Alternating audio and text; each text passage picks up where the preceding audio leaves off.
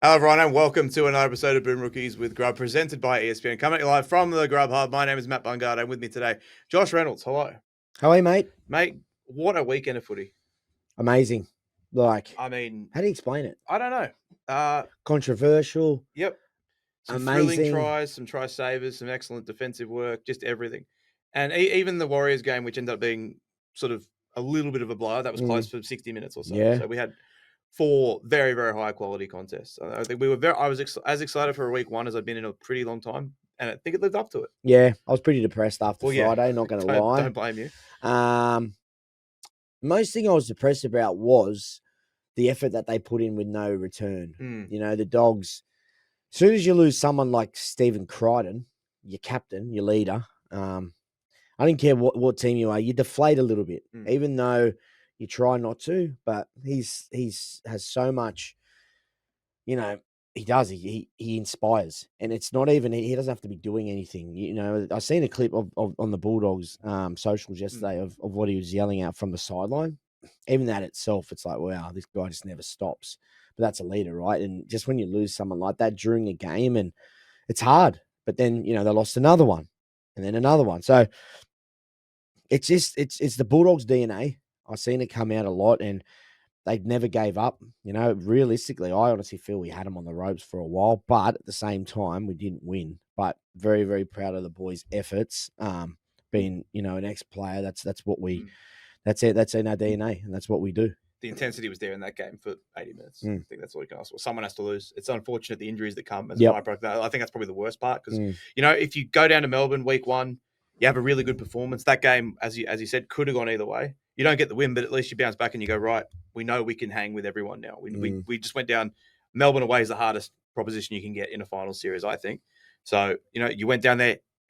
It was very tight, could have won, Mm. but now the injuries, that's the only issue. Just a couple of moments, mate. Mm. You can't fault their effort. No. Like, it was amazing. And you're a Bunny supporter, and I'm sure you can be like, I'd be proud of that Yeah. if I was a Bulldog supporter. Like, to go down there and do that, without a bit of our strike, no Bronson Cherry and a few others. Like, that is a really nice effort, and we're definitely heading in the right direction. But we're judged on wins and losses, and that's the industry we're in. And we didn't get the win, but yeah, I don't know. I'm interested to see who you're. I know one of our topics is, who impressed you the most Mm. this week, and I'm interested to see who you say. Yeah, I mean, well, I think there's two, but I think you told me you're going to say the other one, so I'm Yep. actually going to say the Melbourne Storm, who Yeah. came into this game with a couple of their best players missing, and turned in, I think, a really strong, really physical performance. Getting that early try through Ellie Couture really set the tone for how the Storm wanted to play in Mm. that game, and that was they didn't they I think they would have been mindful of how they were maybe a little bit outmatched physically by Canterbury in that game 3 weeks ago, and they basically said, we're not going to let them do that to us again. Yep. And I think that game, especially in the forward battle, was a lot more even than that one 3 weeks ago. I think Canterbury probably came out on top. And from that, they were able to build the platform. They got they took their chances when they came. A couple of really powerful efforts. The Lasardi tries were really impressive. He was another guy that no one knew much about a few weeks ago who looked really impressive. And then you get Pezzett, a couple of nice touches. Wishart gets the try, and I just came away from that thinking, this is a Storm team that a couple of weeks ago, after that shellacking at the hands of the Roosters, a lot of people were saying, well, they're going to get to the prelim, whatever again, but they can't win it. But I think after Friday night, those people might be walking those takes back a little bit because, again, I Yeah. think both teams on Friday night played great, and Melbourne still managed to come out on I top. don't know if Melbourne would go. I don't know if Melbourne will be in their reviews saying they played great. I don't know. I just feel they have such high standards, and I know. Well, no, take that back. I don't know, but I just think Craig Bellamy would have expected a little bit more of a better performance from them that night. But I'll tell you one thing that I would have a lot of confidence in now is, the big question is, are we going to see Jerome Hughes again this year? That straight away that the drums are beating. He already might be back. He's had surgery. But from what I've seen from Jonah Pezzett, I'm okay now. I honestly think before I seen last week's game, what he done and stood up, took the line on, generaled him around the park, his long kicking game, the couple of 40, he took the game by the scruff of the neck. For a young guy, a young half to do that at such a young age is confidence. And that is what you need. And that was my query. Can Melbourne do it without Hughes? And now I've seen what he's done against a hunting Bulldogs pack. They went after him. They really did. And the Dogs is a very pressing style of defense, and he done a really good job. So week off's going to help, mate. Oh, massive. Another prelim in Melbourne. I don't, and I know what you're saying. Like I'm not saying that I don't think it was a good performance. I think I expect too much from Melbourne. That's probably that's fair. That's over the years. I just think, well, it's a prelim in Melbourne, so I'm expecting to win. But it was a great performance. It was a great game. Uto Kamanu was unbelievable. Mate, wasn't he just? He's a guy that I thought first half of the year hadn't really lived up to their expectations, but since probably the end of the Origin period, maybe he's been awesome. That offload that leads to the Wishart try is such a great carry, and then grant awareness to get the ball to Wishart. Bumpers, just really good stuff. So my team of the week is the Sharkies, mate. Every single one was writing them off last week. I reckon you can tell in the style of their play, but also in their interviews. You know, I seen Ronnie Mortalo have an interview, and mate, he's a character. I love to see it. But he was like, no one ever gives us a chance in the semis. But what I will say to Ronnie is, and, you know, Nico's in the same boat. They're always sort of saying no. I think Nico pointed out a few of the journos saying none of you's backed us. Reason being is because you've been beaten in the semifinals and with a good team, with a very similar team. So that's the reason that people ask. They lost this exact game at that exact ground 2 years ago to a different Roosters team. And there you go. And that's why. But I will say I like it. Yet, you know what? Test yourselves. You know, put yourself out there as he does. But I just think what is going to be the big and I'll get, who do you think wins, Sharkies or Canberra? I've got to see the team list before I tip, just in case, because I think Hazelton being out, he's probably not coming back, right? And I think Rudolph stepped up massively. I reckon Hazelton might be a chance. It's only like a skin infection but you know, so a different one. His inclusion would give me just a little bit more positivity about the Sharks. But I think they're every chance of causing them. I might end up tipping them. I haven't decided yet, but I'm really on the fence about that. All right, I'll put something to you. Canberra coming off that loss, their mindset. They thought they won the game twice. Ricky Stewart went off like he won the grand final twice. Ricky Stewart was hugging players and on the the sidelines. The siren, mate. The PA people had started playing the victory song over the PA. That guys, hurts. Come on. To be fair, everyone thought the game was over. Yes, but honestly, sicko shit for me noticing it. When I heard the whistle, I said to my mate, I was like, that wasn't a full time whistle. That was a time off whistle. Unbelievable. So them coming off that loss, you know what they had to do last night as well? They had their awards night. Hard. Anyway. Joseph Tarpanay won his 300th Player of the Year award. Ridiculous. Great player. Sharkies coming off a big win at home when no one gave him a chance. Yeah. The mindset of the teams is very different.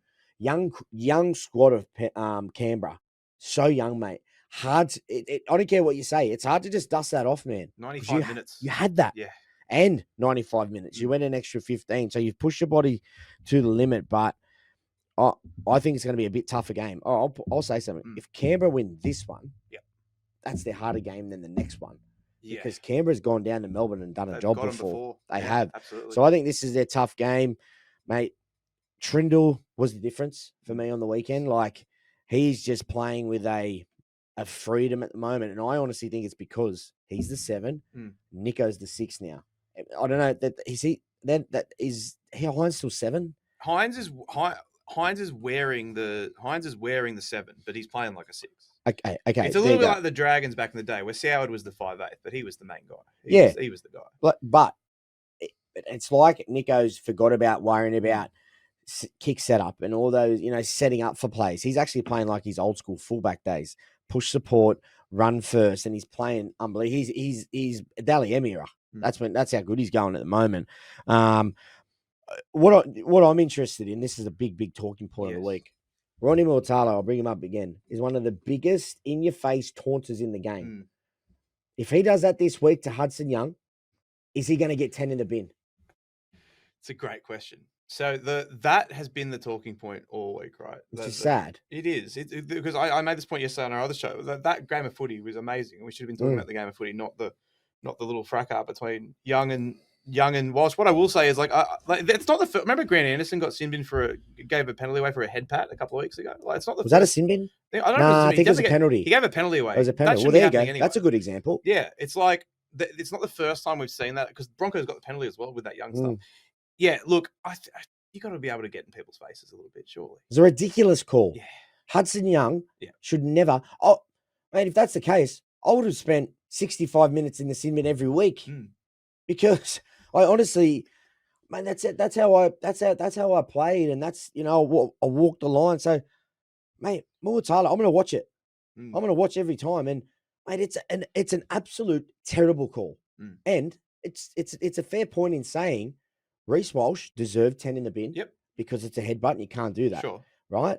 But also glad he got off, because I'm 100%. glad he gets to play. We'll get to that in a second. We will. But Hudson Young should have not been sent off. If Reece Walsh is in the bin, Hudson Young It's is a weird not. thing. I think they win. It's, to be fair, they won the period where they were both off the field 10-0. Like And he shouldn't have been off. Yeah, but they absolutely dominated the period where they were both off Yeah, the field. but they could have dominated even more. 10-0's that's a big swing in 10 minutes. I They know. did really well. But the other thing is, just on that, is like, I hate that. Remember the Dolphins Roosters game a few weeks ago where we talked about it a little bit, where Spencer Leniu was geeing up all the Dolphins players, and then Jerry did the double sin bin. We've got to this point now where refs feel like they have to sin bin an equal number of guys on each team every time there's a blow up, and I don't get it. I don't understand it. Ridiculous. It's something they'll look at in the offseason. I don't think it'll be addressed in the next 2 weeks. Hudson Young should not have been even thought about being sent off. And the worst thing is, the NRL have come back and said that they think that he got it right.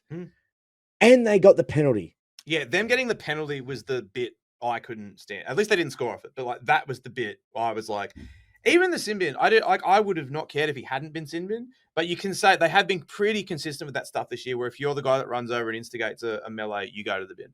And I'm not saying that's right. I'm just saying that's how they've done it this year for the most part. But Brisbane getting the penalty after that was crazy. I mean, we'll save that because we got a bit more to talk about that when we get later on in the show. But okay, because I want to speak about suspensions around this time. Yes, a lot of people disagree with me because they say we've got to keep the same. It's got to be the same all year. But I disagree with it. So let me know when you want to talk about it, because I've got a solution. We can just change the running order. We're flowing. We just do it now. So we were going to do the Grub of the Week section, talk about that melee. I love Reece Walsh. Yep. I said this on our other show yesterday. Amazing player, along with Mark Nwangadino. I think he's the most exciting player in the game to watch right now. The headbutt, wrong thing to do. Sin bin, dealt with. Yep. I cannot believe there are people who watch rugby league, especially people who watch rugby league and go, oh, we got to bring back the biff, the game's gone soft, all that stuff, who are looking themselves in the mirror and going, Reece Walsh should miss a prelim final for that. How do you feel? Crazy. Yeah. But I also think Carrigan should miss one. That one's tough because he's got prize, and because, by the way, Smithy's not wearing a mouth guard. How many players don't wear mouth guards? I seen that. I actually didn't wear it for a while. You didn't wear one? I hated it. Couldn't breathe. Couldn't talk. Couldn't trash talk as well. Yeah, couldn't trash. Yeah, couldn't get the flow out like the nice. I feel it clouded. The problem with that one is, like, once you've got especially because, like, let's be real, people, like, it does matter. The outcomes matter for suspension charges, right? When the judiciary and the match review committee see that and they see Smithies with a bleeding face, they're going to be like, well, clearly he got hit. And the Broncos, I think, have done the right thing, because whether you agree with it or not, I don't think they would have won. At the judiciary. And if they challenge that and they don't win, he misses the grand final. I know. So I think they've done the right thing. No, they can't challenge it. But I'm saying, but you're saying you don't think he should have to begin with. No, I think he should have been. I'm saying, sorry, but I've got a solution. Yes. Okay, so he can either take the ban, name him for the Burleigh Bears this weekend, or he pays $20K. $20K. Make it hurt him. Yeah. Somehow. But I just think there should be that. I just hate people missing these big games, like grand finals. This is what we all, as little kids, that's not a little kid. When we're small like that, this is what we play for. And he's coming out of the line with intent to try and change momentum for his team, and he's got it wrong a little bit. I get it, he's got prize, and I get it. And there's going to be people out there, and I understand your side, because we've got to set the same thing week in, year out. But I just think this time of year, I want all the best players playing. I'll go one step further. Like, for me, and we have gone, I think, in the right direction with this, with more fines and fewer suspensions, because I'm just of the opinion that we have too many suspensions and that more stuff that happens should be dealt with in the actual games themselves. Because if you're Canberra, and let's say you do think Reece Walsh should have been sent off. Neither of us do. But, like, for argument's sake, let's say that what he did was a send-off offence. If that was a send-off offence, but he only gets a sin bin, and then he comes back on and single-handedly wins them the game, and then he gets a week suspension, that doesn't benefit Canberra. No, Patrick Carrigan missing a prelim doesn't benefit Canberra at all. So that's my thing. That's how I've always felt about suspensions. Even when I was a little kid, it's like I've always been in favor of more sin bins, more send-offs, fewer things that are kicked down the line into future games. In that game, because the only people that benefit from Patrick Carrigan being suspended is the people that the Broncos play in the prelim, and that is not going to be the Canberra Raiders. So. And I also just think Paddy Carrigan, like I just think, like, you know, and we just read so much into. Okay, so this is another one that we've possibly opened up a kettle of worms with last week. A kettle of worms. Is it kettle of worms? Kettle of fish, can of worms, or both.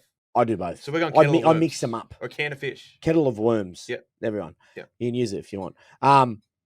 Last week, the Bulldogs done the right thing. Said Marcelo Montoya wasn't as bad as what they thought. Yep. What if Canberra went the other way and sent Hudson Young's having nightmares about Reece Well, Walsh. no. Smithies. Oh. Is a worse concussion.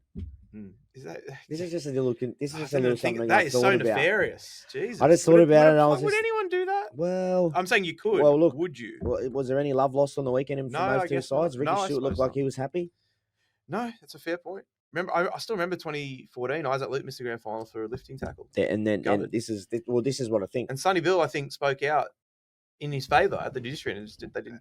And you don't think there's a lawyer right now licking his lips, going, "Look, Paddy, I reckon might be able to if it was a grand final, so if the exact and they could have gone. I reckon a good lawyer with the mouth guard thing especially could have been like, you know, something. Yeah, I don't know. I was just thinking about I 100% think they would have risked it if that game that we saw on the weekend was the prelim. Yeah, obviously. For the GF. Yeah, or if challenging it, or even if this week was a week 2 and you're risking missing a prelim as well. But I think Brisbane, as well as they played, and I think they're going to get Willison back as well for that prelim. Yeah. So I think maybe they'll just go. Willison comes in for Carrigan. Those are Billy Walters too brutal. That's so man. Well, man. Honestly, I played Billy at the Tigers. Great guy. Done a job. Playing so well. Done a job. And I was actually speaking to him yesterday, and he didn't mention anything. Like, obviously, he was trying to be positive, I guess, and didn't. But I was just, and when I seen it, I was just devastated for him. I got another one for you.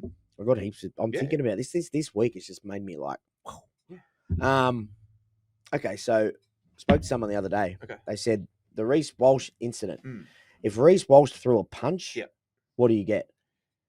Mate, a few people have made this point to me, or just asked me about this on social media and stuff. And I think it just depends on how well he hits him. Yeah, but if he hits it, if he throws a punch and nicks him, what do you get? I think if he doesn't cause like serious damage, I think he gets the exact same punishment that he got. No, he gets sent off. Do you reckon? I think fighting is sent off now. No, a punch is a mandatory sin bin. So like, unless you do like remember Danny Williams on Mark O'Neill, or like a Ben Flower on Lance High. If you do that, obviously it's a send off, and many weeks of suspension. But I think any like striking thing now, the way they rule on it is like, if you throw a little punch and he just nicks him or something, or like remember Victor Radley punched, I can't remember what South player on the ground in that 2022 semi-final, but he barely, it was a little love tap, and he got 10 in the bin, and we all moved on. Okay, yeah, no, see, I was thinking that, well, a headbutt is as bad as a punch. That's the other part. People go, sin bin back in my day was a send-off. It's like, so was tripping. Like things change. I got a few of them. Yeah, and so it's, again, it's like the washing is a headbutt, right? We're not defending his actions, but I was of the opinion that sin bin totally fine, and then let's all just move on. Yeah, and it just sucks that is one of the best games of rugby league I have ever watched in my entire life. Yeah, and all I wanted to do on Monday was talk about Kaya Weeks and Reece Walsh and all the other amazing players, the guys that left everything on the field. Yep. And instead, all we got was half the people online going, "Oh, Reece Walsh needs to be suspended because the NRL's got to send a message," and the other half being like, "Let's just move forward." Mind you, Reece Walsh, honestly, mate, if he's playing like that, they can win the comp. Well, look, I was thinking the runs I've seen: Hayne, Barber, it's right up there, Turbo. Yeah, and even just as a fullback that I've seen, the best Slater. Tell me one of them that kicks 40-20s like that in games. God, it's ridiculous. None of them do. No, I mean there's an aura about him at the moment. He is playing, and they're going to get Man back, I think, for the prelim, which is coming at a great time because if they're losing Billy Walters. I had an interesting one today.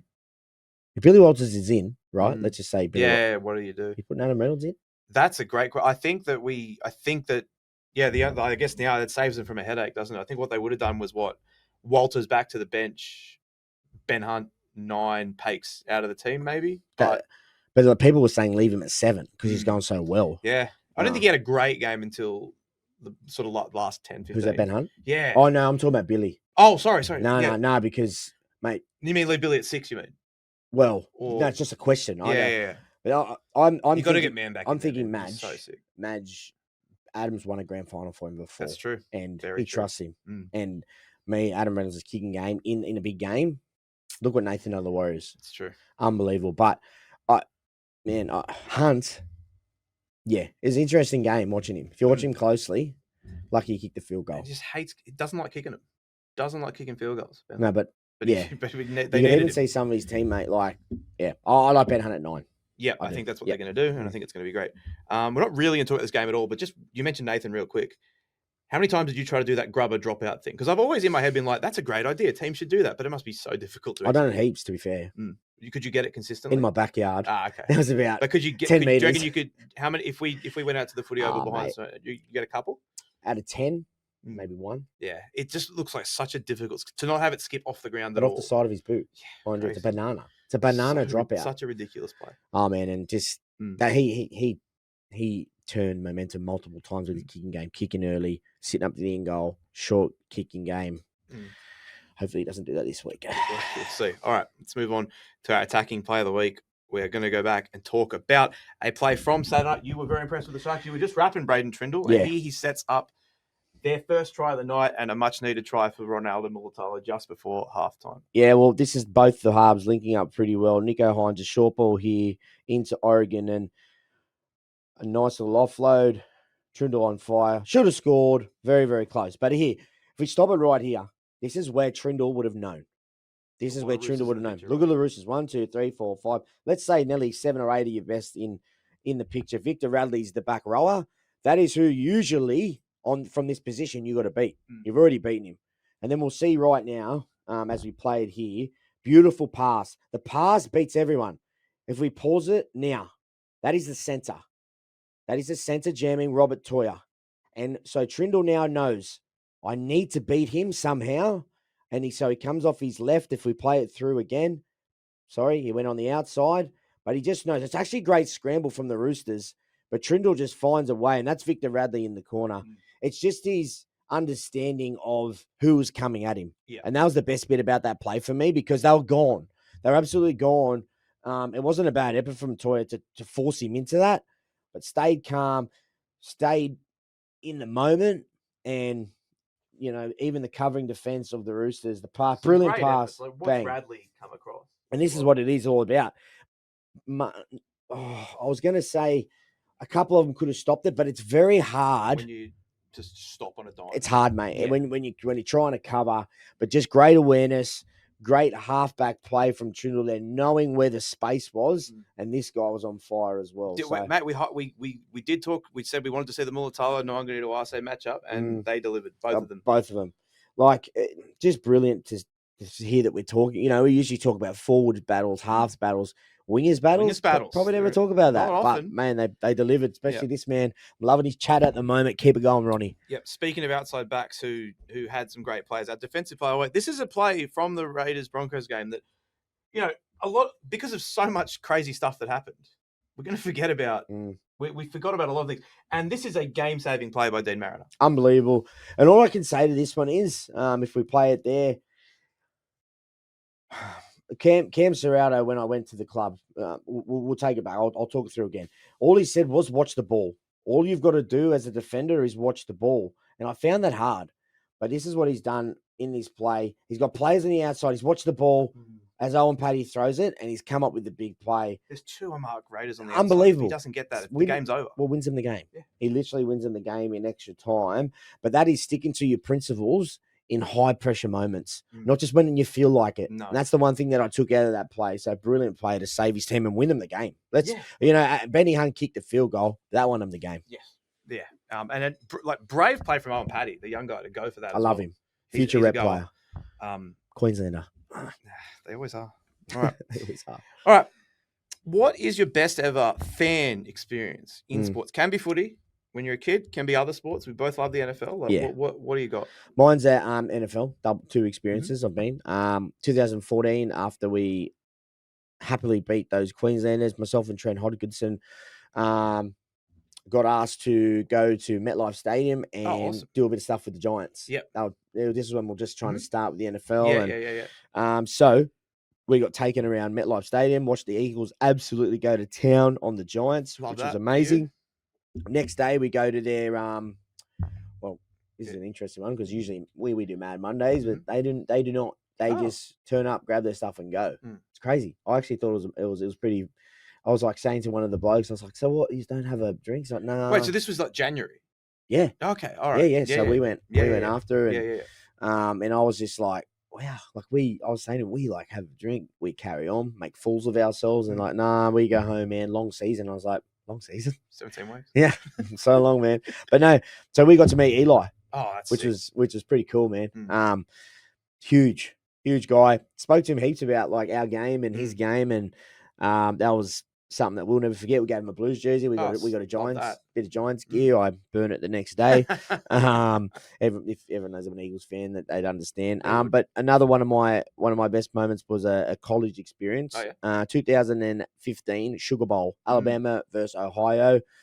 Ezekiel Elliott. Oof. He was running over people. He was the first. I think it was the new dome, New Orleans dome. Yeah, right. I think it was maybe the first college game someone played there or something like that. So my mate Craig and I went there. It was hectic. A different experience, obviously in a dome, but it was cool, mate. Like hearing their cheers, their what are they called? The bands. Yeah. Unbelievable, mate. So because I love the NFL, they're probably two of my favorites. It's so funny you mentioned that because I was going to mention one of mine was at the same dome. We went there Thanksgiving Day for Falcons versus Saints. Ah, nice. And how mind blowing is that stadium? Like, obviously, all the American stadiums are really cool, but that one in particular, I remember just walking in and just being like in awe. It's a proper dome. It is, like, which sounds dumb, but if you, I know it's hard to explain. Anyone that's gone to a dome in the NFL, any fan knows what we mean. It's like it is so different to anything we've got here, and everything. It's in there. Like it feels like there's nothing else outside of the world. Like you're just in there in the dome, and man, Alabama was flying a big upset too. Ohio. So it was bloody cool, man. Yeah, I think Drew Brees was slinging it. I think the day we went there. Breezy. So great player. But yeah, you got a footy one from when you were a kid or anything, or? It's not like obviously we love rugby league. It's just not the same, is it? In terms of the fan, like it's not. Every game in America is an event. It is a just proper different thing. It's hard, isn't it? Like I feel with footy because I was very lucky and I went to a lot of games.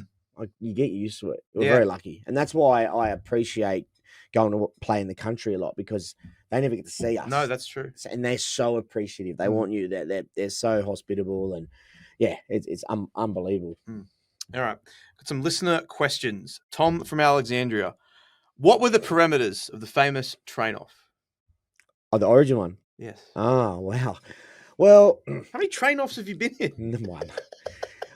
It was funny because obviously the train-off is what the media portrayed it as, but it was pretty much Lodge just didn't know whether he was going to go with a big guy on the bench or myself, who, could cover more backs, and Sutto could cover halves, but also forwards. But nervous time, man. Yeah. Because that was my first ever time I didn't be in the squad. And when Loz rang me, he's like, mate, great news. You're part of the New South Wales squad. And, mate, I'm like trying not to like burst out into bloody tears. And then all of a sudden, it was, but it's just one thing. You're in the squad, but I'm just not sure if you're going to play. And I was like, oh, okay. So I'm like 18th man. He's like, no, you're a chance of playing, but I just don't know the makeup of the team. And so I remember when I was walking down from Coogee, because we used to walk down from Coogee to the Oval, and I was just like, what have I got to do today that's going to get me in this side? Do I like win all the high knees drills? Do I like, I don't know, 14 minimum on the beep test? 14 minimum. Do I just hang around Jared Hayne because he's just a freak, and I'll be, getting some sort of joy out of him? But I just remember going down, and my left to right passes from dummy half weren't great. Harbour Bridge is at best, and I just remember throwing so many, but every single pass I threw, I was so nervous. And then you got the likes of like Freddie in the background, and I even think Joey might have been there. I can't really remember, but I just remember it was very nerve wracking, and everything I'd done, obviously, just done with like intent. I feel I used to train like that anyway, but the emphasis of he would throw me in here. It was actually pretty hard. I remember speaking to Sutto about it. And I was saying, mate, like such a weird dynamic there. I was just like, how weird was it? And he was just like, mate, I didn't know what I was doing, like what we were doing.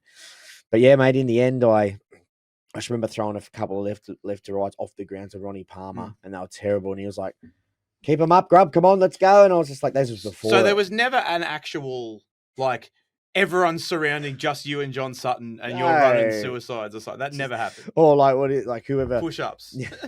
Or whoever makes it out of like the wrestling circle wins. Yeah. No, there's none of that. I would have got busted in that thing. So the train off was always a bit of hyperbole. Yeah, it was more just like it was a train off in the sense that you were at training and Laurie Daly had to make a decision on who to play, but it wasn't. Yeah, but we'll go with the train off. We'll say I wrestled him to death. Yep. And won. Yeah, and he recovered magnificently to play for Souths for many years after that. And beat me in the grand final. But hey, I wasn't going to bring it up. That's okay. I'm sure you were. But no, it was very daunting. It was daunting, yeah, man. Like, because like you're just like, this could be my make or break. I've got to be on here. Even just little things like communication, like first ever Origin possible appearance. And I'm like, it's hard to go in there and start telling, as a half or even a hooker, you got telling Gal what to do, or telling Luke Lewis what to do, or Birdie what to do. It's hard, man. So, yep. But ended up getting there in the end, and it was a very added emotion to it because I didn't get there at first go, and then the train off, wrestle off, the wrestle off. All right, Brady from Moreton Bay. Do players use the big screens in stadiums during play to get an idea of what's going on around the field? As in, like, so like, can you look up at the big screen during a stoppage or even during when the ball's live? And did you ever catch yourself looking up at the screen to get a view or a better feel of what was happening? Nah, not live. Okay, it's too fast. Yeah, you got no time, especially because it's on like a 1 second delay almost. And it's not like the view isn't a good view. Like the best view to work on, what you could be better or analyze is from the top at the back. Yeah. Because you see defensively if you are all in sync, but then attack wise, you're like, did I get to the right person, or how many numbers did I have? Should I have overcalled? But on the run, no, it's too hard. But now it's always exciting now during challenges or during bunker decisions. Oh, that's all they do. Yeah, 100% for that. Yeah. You're like, oh, sir, he done that and done this, and Reynolds done that. But no, not live. Only time you ever catch blokes is when they've made an intercept or a break. They're pegging themselves. They're like, they do the quick eye. But no, it's too hard on the run, mate. Too hard. Yeah. All right, Adam from Camden. How did your mentality and your team's mentality change at training during finals? Were training sessions structured any differently, or was everything largely kept the same? The same as much as possible, but there's a slight intensity about it because I'd imagine everyone's taking things just a little bit more serious. Just a little bit more, yeah. And but there's also the, in knockouts, there's a little bit of anxiety. Like and everyone's a little bit more nervous, and you just feel like saying, like, why is he dropping that ball? He's never dropped that ball all year. But pressure brings, either the best or the worst out in people, and you probably just you go back to what's got you there. And that's what I remember. What Ricky Stewart was like, this is what we got to do to go further, do exactly what we've done all year. And it's a good point. But at the same time, there are a few times where, there's moments in games where you probably haven't used some, certain play or, a certain set that you've thrown at a team, and you might use it as a bit of a trick play. But other than that, it's sticking to what not going outside the process, not trying to get on the back of the paper and you being the man. It's just about, putting the team first and making sure, you don't, all your little, like things that you've spoken about, the cultural things that you've all brought to the table, and all the, the 1%ers and all that, they all, if anything, they got to be heightened in bigger games. That makes sense. Yeah. Yep. All right, James from Gaimea, what are your thoughts on tongue rings? Do you like them? Can we stop? His questions have got to go. He's only got one more after this. How many has he got? He sent 4. He sent 4. I spaced them out. Sent them all before the first show. He's just you know what? I'm going to start sending idiotic ones to his podcast. I think you should do that. We're taking over anyway. Yeah, so, exactly. But no, funny story though. He's just, if I actually told that story, he'd be in some Barney rubble. But anyway, I'll leave it. I'll be the better man, and I will walk away. I'm not gonna buy into any of that. Anything? No, absolutely not. Jeez. All right. The truth will come out Hold one on. day. You know what? when we finish the show, we're having a match. Oh, good. Well, we're not going to finish the show. We'll be going next year, obviously. Yeah, you meant The ratings are through the roof. they are. They're doing well. Everyone's very But happy. when are we going to have a Mad Monday? Sure. This will be interesting. Well, it'll be the same Monday as the grand final. Right? And then I'll tell you the story then. Excellent. Behind the scenes. That's exciting. All right. One thing we're looking forward to this weekend. I mean, there is really only two answers for this. So I feel I've chosen Sharks versus Raiders. I can't wait. I'm going to be heading down to Canberra. I'll be doing a little bit of work, but I'm actually going down with a few of my Sharks mates on the supporters bus. So that'll be a lot of fun. Hold on. You're going down on a Sharks supporter bus? Yeah. A Rabbitohs supporter? I'm not. I like the Sharks. Anyone in the borough? Disown this bloke. There's certain teams that we're disown this bloke. It wouldn't. If it was you're on the Sharkies bus paying to be. You're paying for the Sharkies club. Oh, what are you saying your name? No, you're saying I'm a boom rookie. No, I'm not. Yeah, no, heading down. Well, it was just the easiest way for me and my mates to get there because my wife and I are getting a new car and it's getting delivered at some point in the next week, and we don't know if it's going to be here on Saturday or not. So you're jumping on the Sharks. Well, it's also there and back the same night, which is good because I've got to be at the Dogs Panthers game as well, which I'm sure be there. You're working though. Yeah, I'll be in the box. I'll come and see you. Yeah, please do. I'll come and see you. I'm looking forward to the policing of taunting. Excellent. I reckon there's got to be flags like the NFL. We should bring in flags for taunting. Just everything. I'm honestly, I'm going to write them down every game how many taunts there are. And see how many 10 in the bins there are. What the NRL's flag budget, if Jerry had flags, would be, they'd run out of fabric. I'd be buying some stock in Lincraft. And I'd be making a killing. I don't think they go that expensive. Lincraft's expensive, man. No, but honestly, I'm not teeing you up. Yeah, no, it's a great point. He's going to go after. You don't think he is going to try and get into Hudson after what's happened? Of course he is. Yeah, it's interesting. It's like, where's the line that they're going to draw? Well, this is the thing. That's the problem. They have made a rod for their own back now. It's an interesting time. It is. It really is. I think I'm glad that you are standing up for what you believe in, and that is sledging other people after they make mistakes. Well, that's what it's all about, isn't it? Of course. It's what dreams are made of. But I also think it's a part of the game. There's sledging in every sport. It's fun. Yeah. Some people hate it. I agree. Some people hate me. Sledging's Sledging's a part of life. It's a part of it. We've always been consistent on this. It's like as long as you can shake hands after the game and everyone moves on with their lives and doesn't get too personal, it's all fine. That's what I mean. Yeah. You know, we hear about the Reece Walsh and someone said something about his family. That's absolutely not on. Can't do that. But you know what?